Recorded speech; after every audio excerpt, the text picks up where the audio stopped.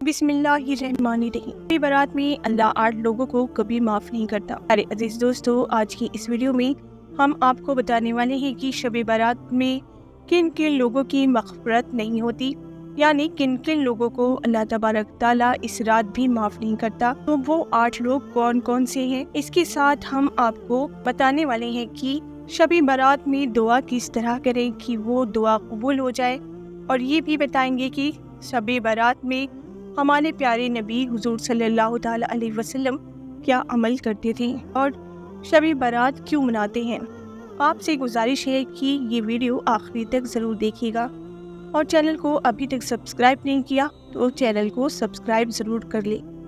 پیارے دوستو، شعبان اسلامی سال کا 8واں مہینہ ہے، اور یہ وہ مہینہ ہے جس میں بندوں کے اعمال اللہ تبارک تعالیٰ کی بارگاہ میں اٹھائے جاتے ہیں، اور یہ مہینہ رجب کے قریب ہے۔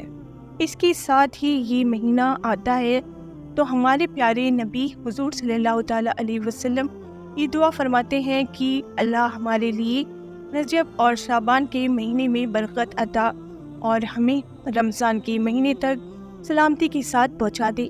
اور آپ صلی اللہ علیہ وسلم زیادہ تر نفلی روزے شعبان کے مہینے میں ہی رکھتے تھے، اور اسی وجہ سے آپ فرماتے تھے کہ اس مہینے میں ملکن موت یعنی موت کا فرشتہ ان لوگوں کے نام لکھ کر اس کو دیے جاتے ہیں جس کی روح قبض کی جائے گی، جو اس سال میں مر جائیں گے۔ تو میں چاہتا ہوں کہ میرا فیصلہ روزے کی حالت میں کیا جائے۔ پیارے دوستو، شب برات کی فضیلت شعبان کے مہینے میں ایک بابرکت اور فضیلت والی رات آتی ہے جس کو شب برات کہتے ہیں، جو کہ شعبان کی 15ویں رات ہوتی ہے، اور اس رات میں نفلی عبادت کی بہت فضیلت ہے۔ شب برات کیا ہے؟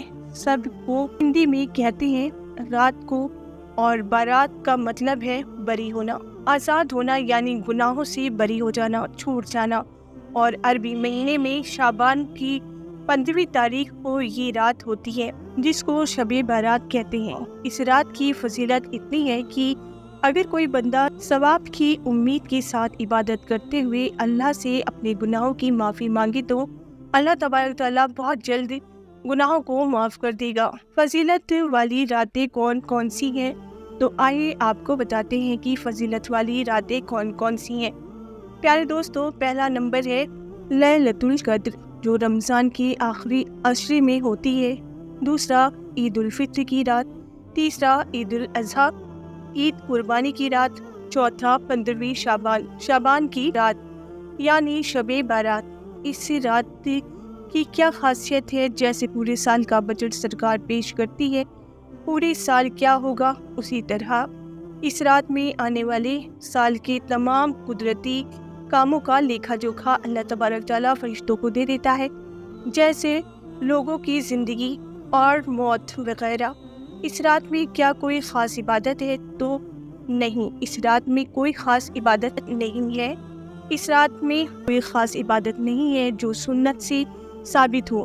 ہاں، نفلی عبادت کوئی بھی کر سکتا ہے، جیسے نفلی نماز پڑھنا، قرآن کی تلاوت کرنا، اللہ کا ذکر کرنا، دعا کرنا، کیونکہ یہ رات بخشش کی رات ہے، اسی لیے اللہ کے سامنے اپنے گناہوں کی معافی ضرور مانگنا۔ اس رات میں صلاۃ و تسبیح پڑھنا ضروری ہے؟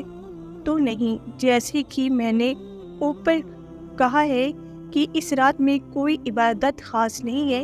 ہاں، نفلی عبادت جو بھی چاہے کر سکتے ہیں۔ جہاں تک صلاۃ و تسبیح کی بات ہے تو یہ نماز نفل ہے اور فضیلت والی ہے، آپ چاہے تو پڑھ لیں، کیونکہ اس نماز کی اتنی فضیلت ہے کہ اس کو صرف اسی رات میں نہیں بلکہ پورے سال میں کئی بار پڑھنا چاہیے۔ اب بات آتی ہے، کیا صلاۃ و تسبیح جماعت کے ساتھ پڑھی جا سکتی ہے؟ تو نہیں، نفلی نماز جماعت کے ساتھ نہیں پڑھی جاتی، بلکہ اسے الگ الگ اور اپنے طور پر پڑھیں۔ اسی رات میں عبادت مسجد میں کریں یا گھر میں کریں؟ تو ہمارے پیارے نبی حضور صلی اللہ علیہ وسلم نے فرمایا کہ اپنے گھروں کو قبرستان مت بناؤ، مطلب یہ کہ فرض نماز کے علاوہ نفل سنتوں کا ذکر سے اپنے گھر کو منور اور روشن کرو۔ اور اس رات میں عبادت نفلی ہے، اسی لیے یہ گھر میں کرے تو زیادہ بہتر ہے، کیونکہ نفلی عبادت کے لیے لوگوں کا اکٹھا کرنا ٹھیک نہیں اور اپنے طور پر جتنا ہو سکے کرنا چاہیے۔ سبھی برات میں کہ ہمارے پیارے آقا حضور اکرم صلی اللہ تعالیٰ علیہ وسلم کیا عمل کرتے تھے۔ حضرت عائشہ رضی اللہ تعالیٰ عنہا فرماتی ہے کہ نبی رسول پاک صلی اللہ تعالیٰ علیہ وسلم 15ویں شعبان کو گھر تشریف لائے اور ابھی پورے کپڑے اتارے بھی نہیں تھے کہ پھر پہن لیے اور گھر سے نکل پڑے۔ میں بھی پیچھے چلی گئی یہ دیکھنے کے لیے کہ آپ کہاں جا رہے ہیں۔ تلاش کرتے کرتے میں نے آپ کو دیکھا کہ آپ مسلمانوں کے قبرستان میں ہیں اور مومنوں کے لیے دعائیں مغفرت کر رہے ہیں۔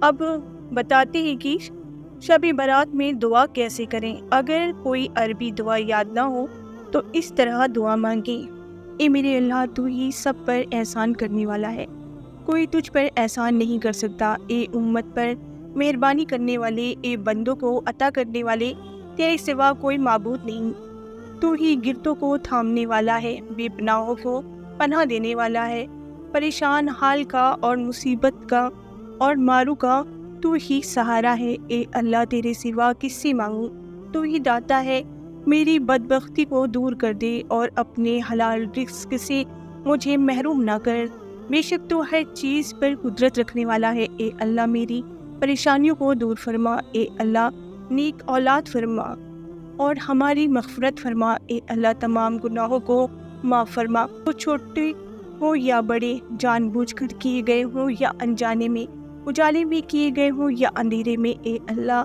آئندہ ہمیں گناہوں سے بچنے والا بنا دے اور اس گناہ کی نحوست کو مٹا دے۔ اے اللہ، ایمان پر خاتمہ فرما دے، ہمارے ماں باپ، استاد اور تمام مسلمانوں کی مغفرت عطا فرما دے اور ان کی نیک دعاؤں کو قبول فرما دے۔ اے اللہ، ہمیں مانگنا نہیں آتا، ہمیں وہ سب عطا فرما جو نبی صلی اللہ تعالیٰ علیہ وسلم نے تجھ سے مانگا، اور جس چیزوں سے ہمارے نبی صلی اللہ علیہ وسلم پناہ مانگی ہے، اے اللہ ان تمام چیزوں سے ہمیں پناہ دے دے۔ پیارے دوستو، اس رات میں کن کن لوگوں کی مغفرت نہیں ہوتی؟ پہلا نمبر، مشرک، اللہ کے علاوہ کسی اور سے فائدہ اور نقصان کی امید رکھنے والا، اللہ کے علاوہ کسی اور کی پوجا کرنے والا، اس کی عبادت کرنے والا، ایسا شخص اس رات میں بخشا نہیں جاتا جب تک وہ توبہ نہ کر لی۔ دوسرا نمبر، دل میں کینہ رکھنے والا۔ کینہ کسی کہتے ہیں جب آدمی کو کسی پر غصہ آتا ہے اور سامنے والا اتنا طاقتور ہے کہ اس پر غصہ نکالنے اور بدلہ لینے کی قدرت نہ رکھتا ہو، اس کو ضبط کر کے اپنے دل میں ایک قسم کا بوجھ ہو جاتا ہے، اسی کو کینہ کہتے ہیں۔ اس کا علاج یہ ہے، آپ کو معاف کر کے اس کے ساتھ میل جول کا تعلق شروع کر دیا جائے۔ تیسرا نمبر، رشتوں کو توڑنے والا۔ رشتہ داروں کے جو حقوق ہم پر واجب ہے اس کو ادا نہ کرنا، اس کے ساتھ بدسلوکی کرنا، تعلق ختم کر دینا، یہ رشتوں کو توڑنے میں آتا ہے۔ ایسا شخص اس رات میں بخشا نہیں جائے گا۔ سلوار ٹخنوں کے نیچے لٹکانے والا۔ پیجامہ، سلوار یا لنگی ٹخنوں کے نیچے پہننے کے بارے میں حدیث کا فرمان ہے کہ اللہ تبارک تعالیٰ اس شخص کی طرف نظر رحمت نہیں فرماتا جو اپنا پیجامہ یا لنگی ٹخنوں کے نیچے لٹکائے۔ اس عمل کی وجہ سے بندہ اپنی بخشش نہیں کروا پاتا۔ پانچواں نمبر، والدین کا نافرمان۔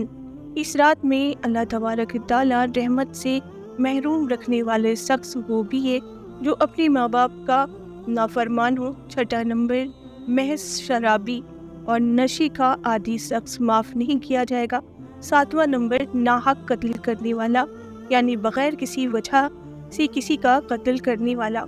آٹھواں نمبر، زنا کرنے والا، یعنی مرحوم کو دیکھنا، چھونا، بلا ضرورت بات کرنا اور ناجائز تعلق رکھنا زنا ہے۔ اللہ تعالیٰ ان تمام گناہوں سے ہمیں بچائے، آمین۔ اللہ تعالیٰ بڑا غفور الرحیم ہے۔ اگر کوئی شخص ان 8 گناہوں میں سے ہے ایک گناہ بھی کرتا ہے، اسے چاہیے کہ وہ یہ ٹھان لے کہ آج کے بعد کبھی یہ گناہ نہیں کروں گا اور آج سے صرف اللہ کی عبادت کروں گا اور گناہ سے بچوں گا، تو اللہ تعالیٰ उस शख्स को माफ़ कर देगा इंशाअल्लाह। दोस्तों, अगर ये वीडियो आपको पसंद आई हो तो वीडियो को लाइक करें और चैनल को सब्सक्राइब ज़रूर कर लें।